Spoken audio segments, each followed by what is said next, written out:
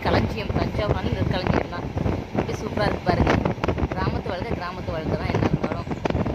கோயம்புத்தூரில் இப்போ தான் போயிருக்கிறோம் வச்சு நாங்கள். அது முன்னாடி வந்து அப்பா ஊர் வந்து இதுதான். இப்போ வந்துட்டு எங்கள் அப்பா ரோடெலாம் கிராஸ் பண்ணி வந்தோம் நாங்கள். யார் யாருக்கெல்லாம் இந்த மாதிரி கிராமத்து வாழை பிடிக்கும் கமெண்ட்ஸை கமெண்ட் பண்ணுங்கள்.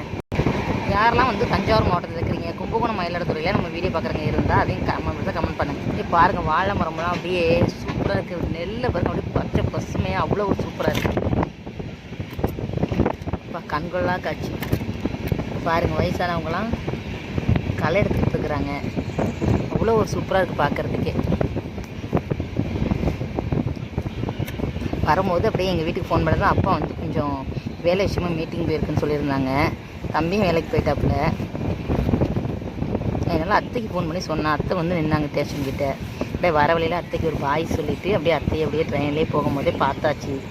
இது எக்ஸ்பிரஸ் வண்டிங்கனாலும் நிற்காதாச்சு. அப்படியே சும்மா போகும்போது அப்படியே ஒரு வட்டம் பார்த்தாச்சு அத்தையை. அப்படியே இப்படி பச்சை பசேன்னு இருக்குது பாருங்க. இந்த மழை மட்டும் இல்லாமல் இருந்தால் நெற்பயிரை வந்து தண்ணியில் பார்த்து முழுகாமலே இருந்திருக்குங்க. சூப்பராக இருக்குது பார்க்குறதுக்கு.